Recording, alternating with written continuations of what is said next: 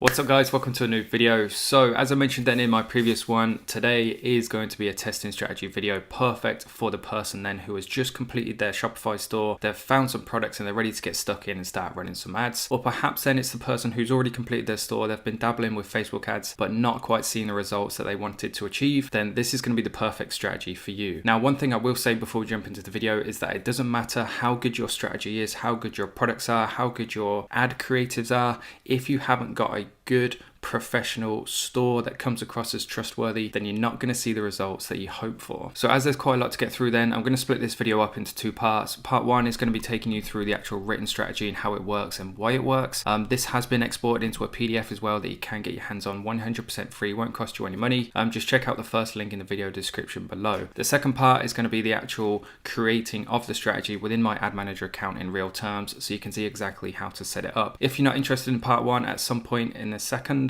I'll put up a timestamp that will take you straight through to the practical part.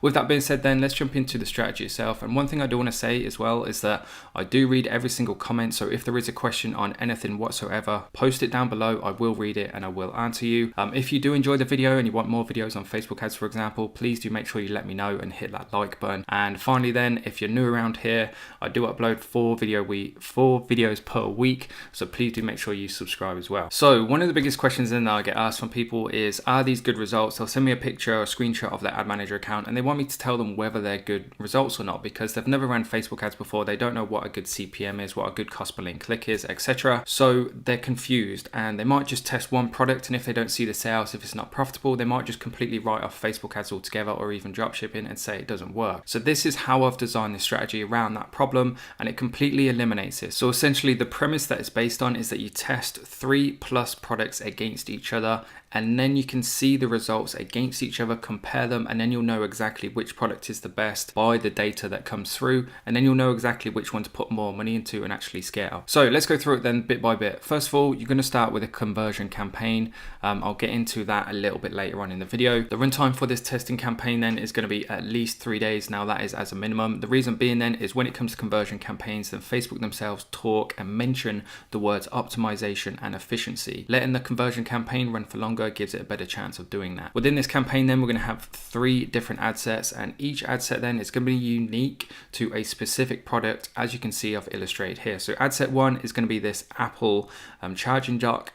Ad set 2 is going to be this hand warmer cross phone charger, and ad set 3 is going to be this shuttle launch nightlight. Moving into the actual setup of the ad sets themselves now, the conversion event is going to be view content. The reason being then is because in the beginning, if you haven't had any purchases, chances are you haven't, then view content are going to happen a lot more. Therefore your ads are going to optimize a lot more, you're going to get cheaper CPM, a further reach, and therefore you're going to have more data. And data is king when it comes to testing, because the more data you can test against each other, the more accurate of a result you're going to have. Age and gender wise then, I want you to go broad in the beginning since we're testing. Unless you know and can guarantee 100% who your ideal age range is and who your ideal gender is, then I want you to go broad, because at the end of the day it might shock you as to who is actually going to buy your product. In terms of the detail tags, and then ×1 narrow minimum. Now what I mean by that is that you have one interest that you target, then you hit that narrow audience button and you enter another interest in that box there, and do that at least once. Again, I'll be showing you in practical terms how to set this up later on in the video. In terms of your audience size, I want you to stick around the kind of 1 million mark, plus or minus 250,000 people. So essentially anywhere from 750,000 people all the way up to 1.25 million people. Now you want to keep this the same across the board. The reason being is because the budget's going to be the same for each of these ad sets. So it wouldn't be fair to have one ad set on say 10 million people and one ad set on 1 million people, because when you divide the budget into the audience size, then it's going to be a different percentage, it's going to be a different ratio, and therefore it won't be a fair test. In terms of the placements then, we're going to stick to the Instagram and Facebook news feeds only. The reason being for this then is because it's the biggest space on somebody's mobile phone, it's the biggest space on somebody's newsfeed when they're on desktop. Therefore we've got the best chance and the fairest kind of accuracy in terms of making sure somebody has actually seen our ad, acknowledged it, and then decided on how to act on it, whether it's to click on it or simply just scroll past. Daily budget per ad set, so this isn't a CBO campaign. The reason being is we want to make sure that Facebook spends the same amount of money per ad set, again to make sure it's a fair test. So the daily budget is going to be £5 per ad set. Now this is as a minimum, it should say minimum there. purely because the more you spend, the more data you get. And like I said earlier, the more data you have to compare against each other, then the better the test.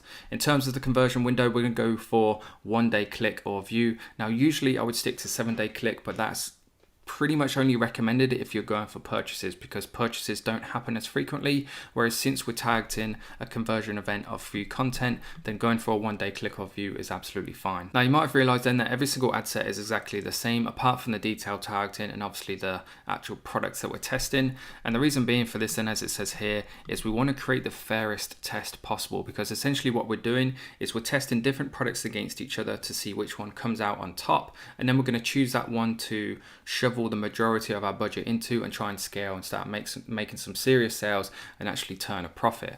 The next steps obviously then is after you've ran it for a 3 days minimum. Now, the reason it says minimum is because it's completely up to you. If you've set aside, say, £100 or $100 to test different products, then perhaps you want to run it for 4 or 5 days and perhaps test 4, 5 or 6 different products. It's completely up to you. These are just minimums.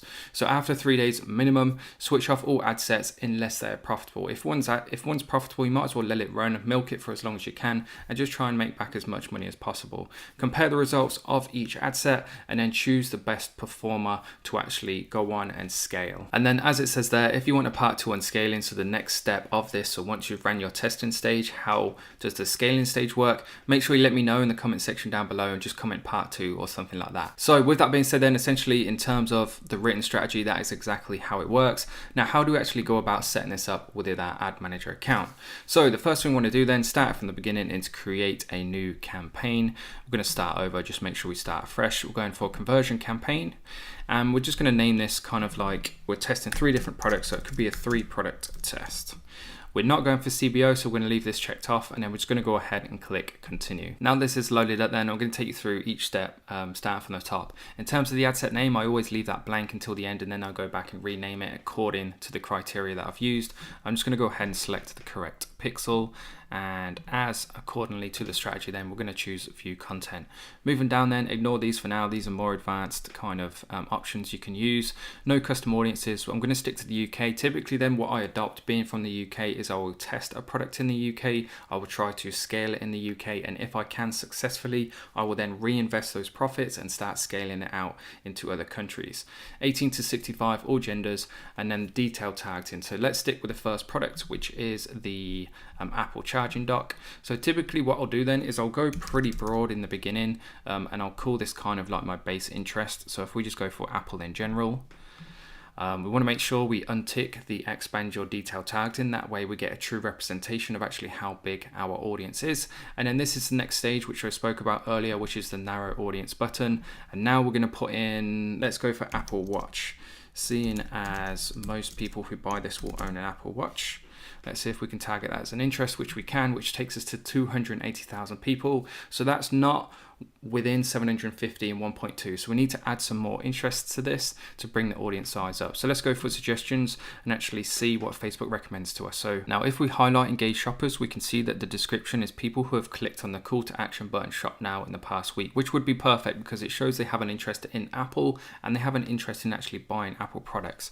So if we add this to our audience and see what it does, it takes us to 910,000 people, which is obviously spot on, almost smack bang in the middle of that 750k to 1.25 range. So I'm going to leave it as that.